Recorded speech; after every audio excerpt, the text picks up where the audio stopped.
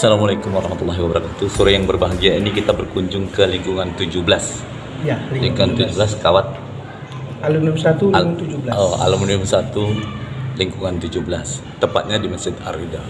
Di sini kita ketemu dengan sesosok orang masyarakat yang sudah peduli dengan keadaan masjid dan kembali ke masjid. Tapi sebelumnya kita tanya dengan beliau, siapa beliau, latar belakangnya bagaimana, kenapa bisa kembali mengurusi masjid dan sebagai marbot lah. Untuk itu kita tanyakan dulu dengan Bang Rias. Assalamualaikum Bang. Waalaikumsalam. Alhamdulillah ketemu sore ini Bang, dengan izin Allah. Apa kabar hari ini? Sehat, Pak. Alhamdulillah. Kita mau tanya-tanya sedikit ini Bang. Jadi kan Abang sekarang sudah menjadi marbot di masjid ini atau gimana? Sekarang sudah enggak. Oh sekarang sudah nggak, tapi dulunya ya. Tapi kita mau crossback ke belakang. Sebetulnya siapa sih Abang sebetulnya? Dan kalau tidak keberatan, cobalah tolong diceritakan kepada kami bagi untuk anak-anak muda, memotivasi kita regenerasi pada saat ini. Silakan. Dulu saya sebenarnya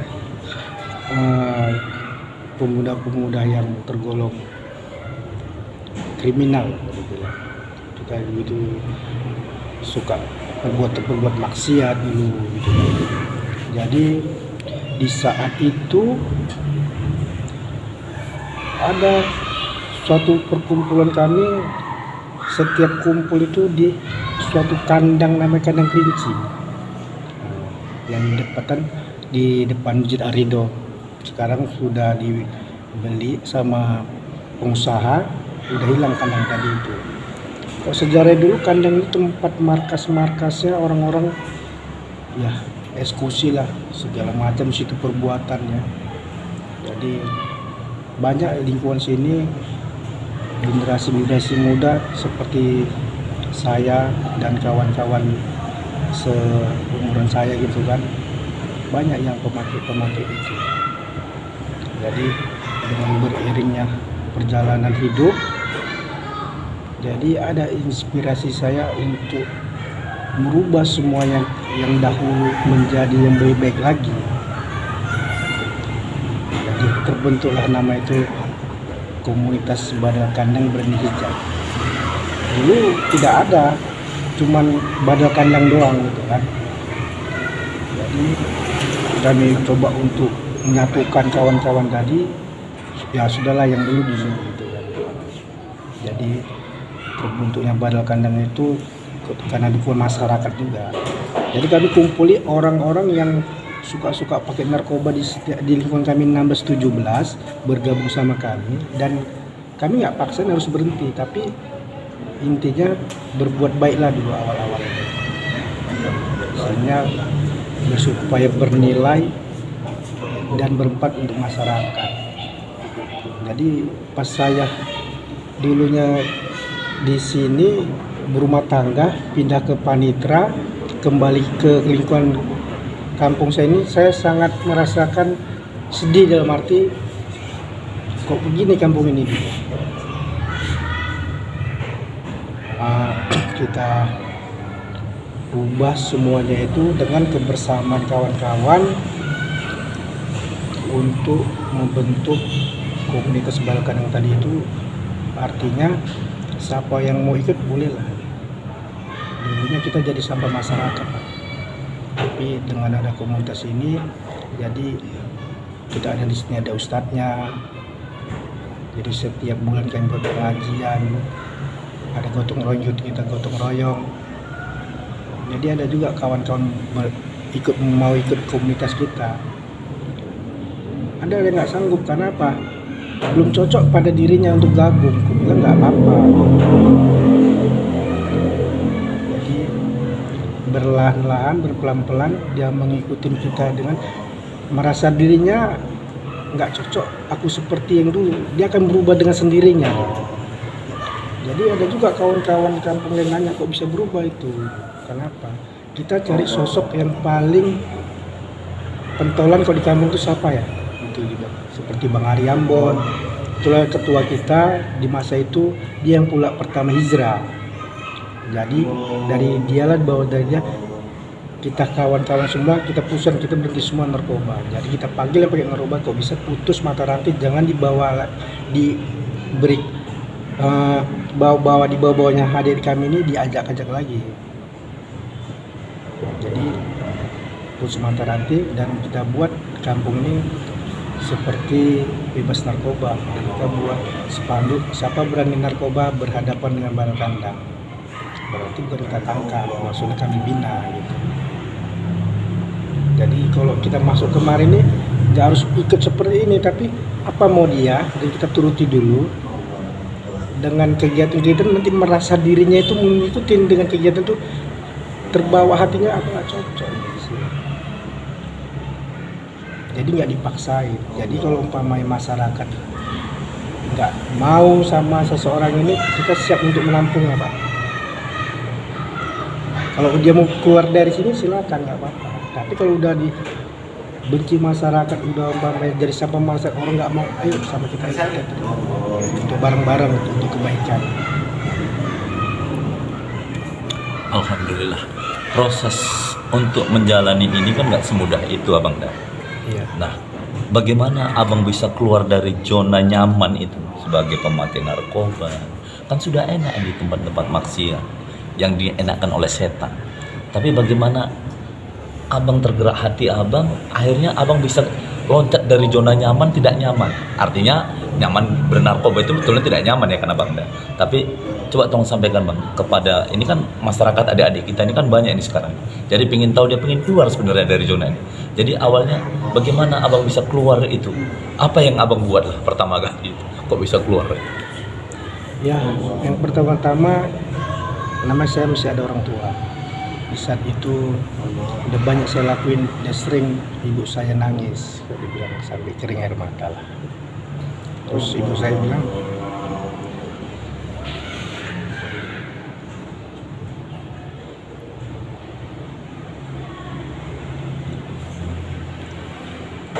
bagus kok mati aja.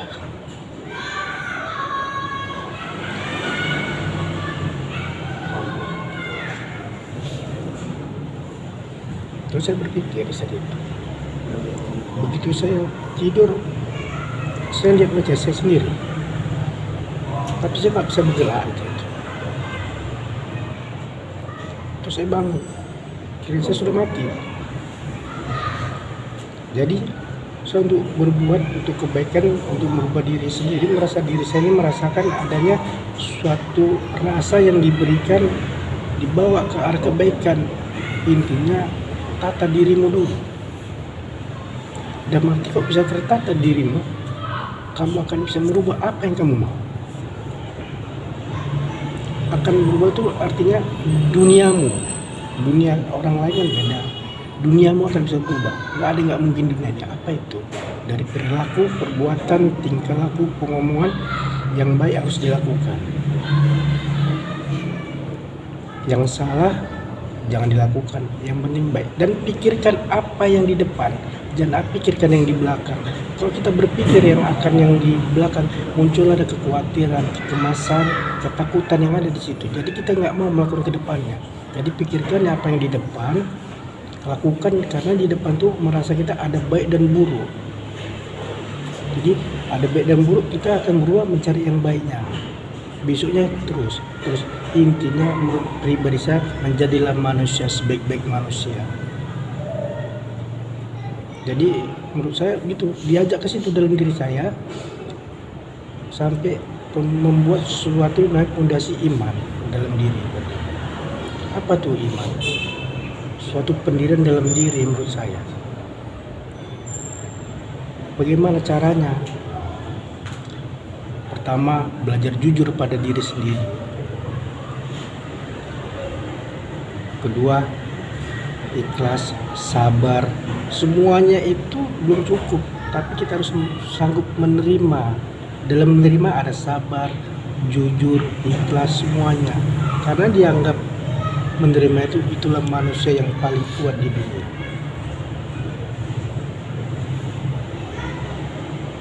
Jadi sudah itu berjalan kehidupan kita, kalau masalah rezeki, maut, jodoh, pertemuan itu mah kehendak Allah, tapi itu di tangan kita kalau nggak kita menjemputnya. Tapi itu tadi, lakukanlah kebaikan.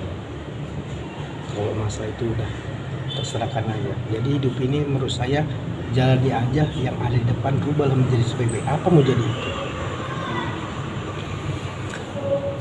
Kemarin kan ini kan teman-teman kan banyak di dalamnya bang. Dari komunitas ini kan ada yang senior abang, adik anak abang. Nah, bagaimana dengan pengalaman itu? Ataukah memang sering berbagi, tukar pikiran, bagaimana menyatukan visi dan misi untuk membersihkan kampung ini? Awalnya gimana itu? Awalnya dulu gini, ada niat juga kan, kita kumpul waktu lebaran ya Pak. Waktu Idul Fitri kita dari yang sudah berumah tangga udah nggak di kampung kita lagi, ada yang di Johor, ada yang di luar kampung sini lah. Jadi kita kumpul di rumah Bang Ari Ambon. Bang Ari Ambon itu sosok pemuda di kampung ini, walaupun dia bekerja sampai rumah, tapi meskipun dulu dengan nama lingkungan itu seperti zaman dulu ya, dari jahatnya sampai berubah menjadi kebaikannya. Jadi kami ada situ namanya kawan kita Peri Propos Poltabes, ada Bang Ari Ambon. Jadi yuk kita buat kumpul, yuk macam mana dulu balik kandang kita balikan lagi, termasuklah saya. Jadi kita kumpul buat grup WA, kita masukin, lalu udah begitu banyak ada berpikiran yuk kita resmikan yuk. Jadi kita resmikan karena ada yang lurus, ada yang belok gitu kan. Pertama ada juga memang kita nggak sebut namanya, udah lurus, kita kumpul di masjid aja. Bagus menurut saya kemudian. Tapi begitu dengan kumpul masjid, ada Japri saya telepon, itu buat pengajian atau buat perkumpulan? Aku mesti minum, malah mungkin aku masjid katanya. Jadi saya tanya lagi sama kan tadi, kalau kita memang ke masjid itu bagus, benar, nggak salah. Tapi belum juga benar sama orang itu, macam mana itu. Jadi kami buatlah di suatu nama KP, ada juga nama itu Reka, komunitas kita juga, kawan kita dulu buat KP di Marelan. Jadi kita ajak ke sana. Kita sama, kita panggil Ustadznya pun namanya Ustadz kita juga dulunya namanya Henry ini di penjara ini.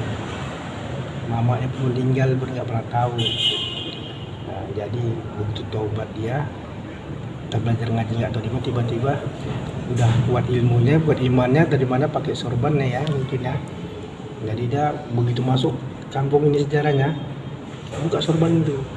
Kenapa buka? Kira orang gila pula tuh. Nggak pede dia. Udahlah, dengan fokus tadi dia yakin. Jadi dah kita buat nanti kumpulan, kita undang semua kawan-kawan jalan, kita kumpul di tempat di mana Pasar 3, ada nama campur itu namanya Reca ya. Kita kumpul, kita buat pengajian, Ustadznya Ustadz Henry juga ya, kalau katanya segini katanya. Tapi itu tadi masalah dia nggak percaya diri juga, tapi gue bilang sama dia, bang, kalau Allah kan nggak menilai tampang dan wajah kita, kan hatinya beda.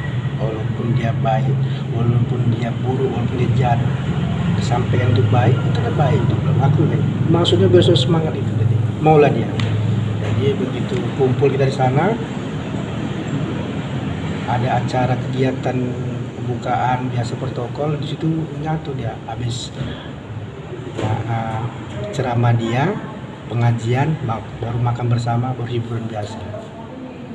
Lepas dari situ banyak cerita tentang itu. Padahal aku ada sama seorang kan, padahal aku itu habis nyambung. Begitu masuk situ, merasa hati aku gimana gitu ya, gak cocok. Berpikir malam-malamnya besoknya berubah dia. Dengan kawan, mau sampai kapan lagi kok seperti ini?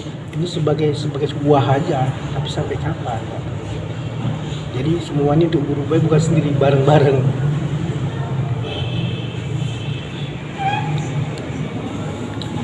Selama abang berubah ini dan rekan-rekan, ada nggak firasat-firasat yang lain atau kemuliaan yang diberikan kepada Allah kepada kita?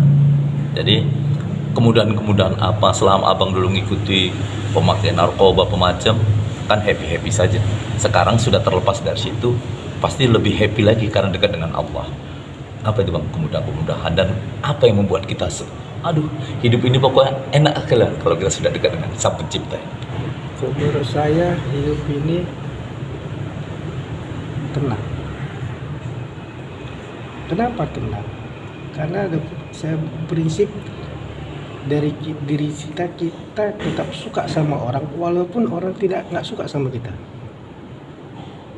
Ada pernah saya rasakan dengan yang kita nggak suka sama ada saya pernah nggak suka sama orang nih, contoh ya Pak, pergi kita dari kawan sama istri sama anak-anak, seneng nih pulang ke rumah, rupanya dipanggil kawan, ada pula di situ yang kita nggak suka, rasa senang tadi hilang.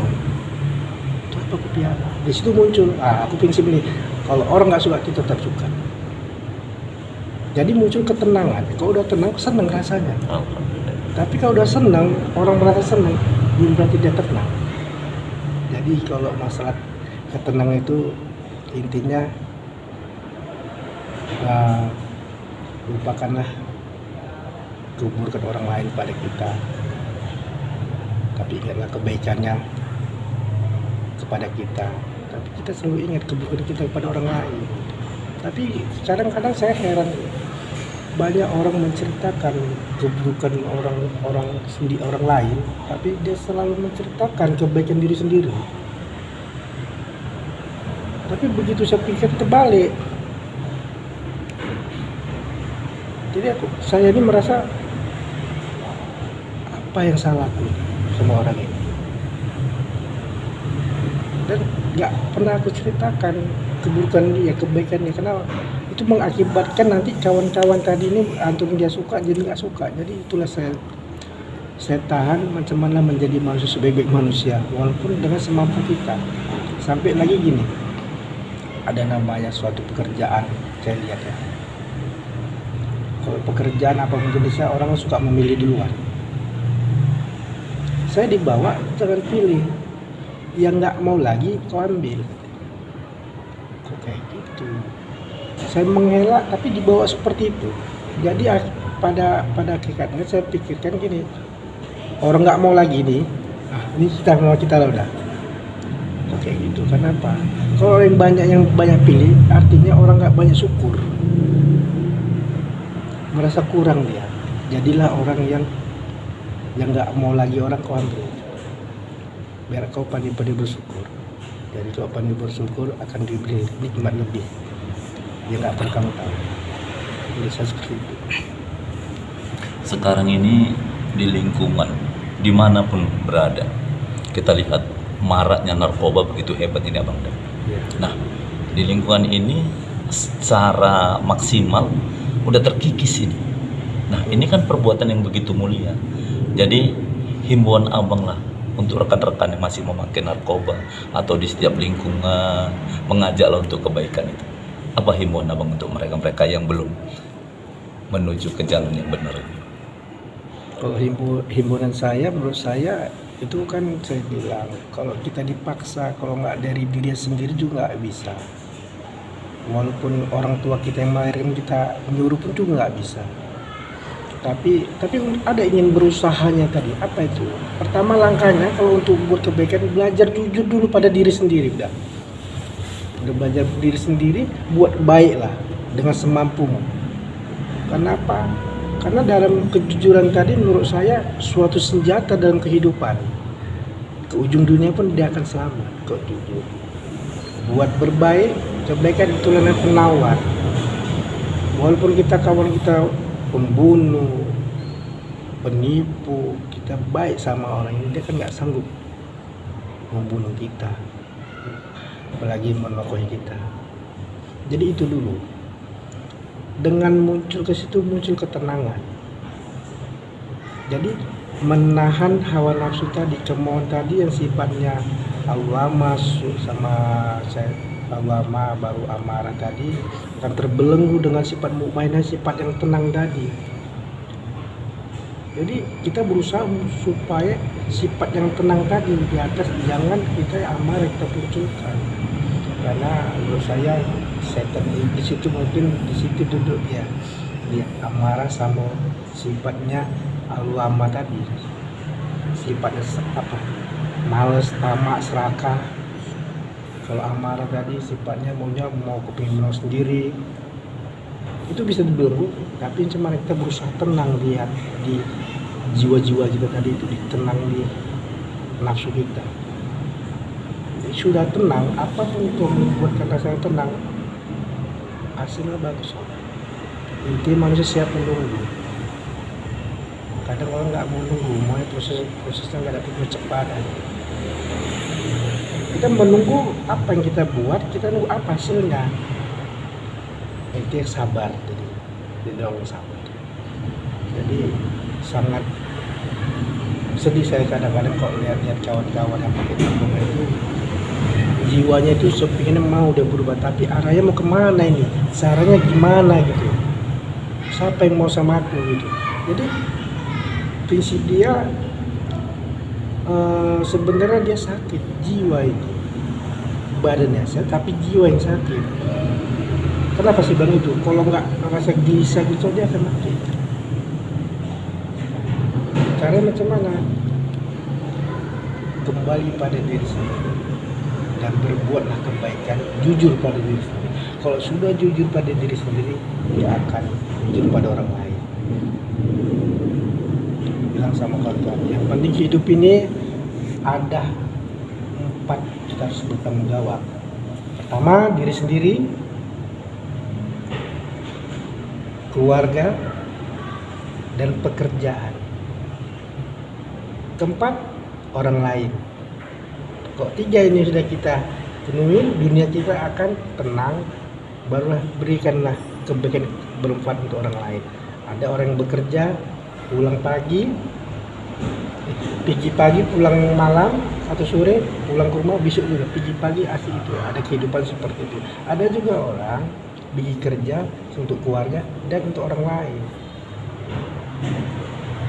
Jadi kita bermanfaat untuk masyarakat banyak atau untuk kawan-kawan yang lain.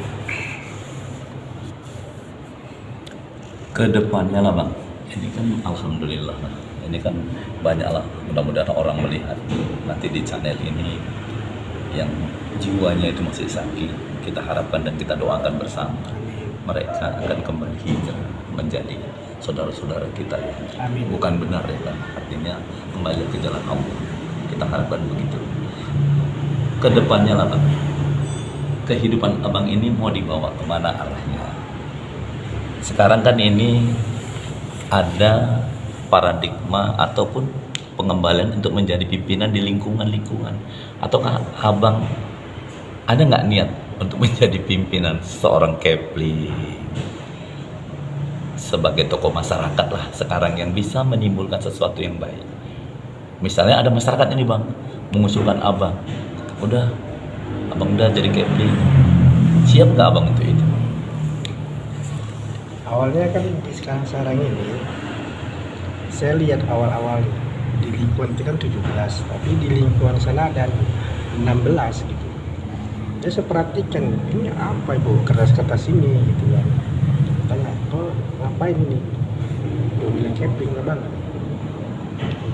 Apa ada camping? Karena usianya katanya 50 sampai 55, di atas itu sudah nggak bisa lagi bang. Kayak Pak Ucul atau di lingkungan 17 ini udah 62.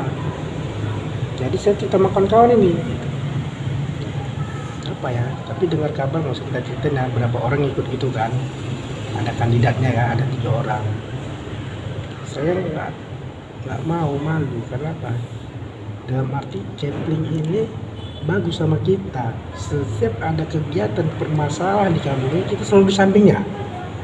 So saya macam mana perasaan saya untuk diserang jabat? Nggak sanggup. Jadi dengan udah mendekat ini asik ditanya juga cemana daripada orang lain, masyarakat pilih ada yang lain, apa buat macam mana ini. Jadi ada dorongan seperti itu. Apa kata orang tua saya? Ibu yang nggak setuju kamu jadi Kepling. Itu yang pertama. Begitu saya tidur, jiwa itu nggak tenang. Jiwa nggak tenang mati kemauan besar, tapi orang tua nggak setuju. Saya berpikir kenapa? Bu, ibu kenapa nggak setuju? Kenapa? Banyak kerjaan itu. Kamu siap itu? kok silakan. Jadi pun saya minta sama permisi ibu, idola, saya cucilah kaki ibu saya minum airnya untuk berkala bu. Mudah-mudahan langkah ini bukan mau bukan mau saya, tapi maunya masyarakat. Betul itu, iya. Karena kalau maunya kita, mau diri sendiri itu menurut saya itu ambisi. Tapi kalau maunya masyarakat, maunya orang banyak, maunya kita diminta, berarti kan kita harus amanah. Jadi saya pun siap untuk mencalonkan. Jadi ada komunitas kawan-kawan, siapa ketua kan? Kalau masalah tanda tangan, gak usah kita minta katanya. Kayak mana? Iyalah, berarti biar kita minta. Jadi yang minta tanda tangan kawan-kawan, relawan kawan tadi. Ada berapa gang ya?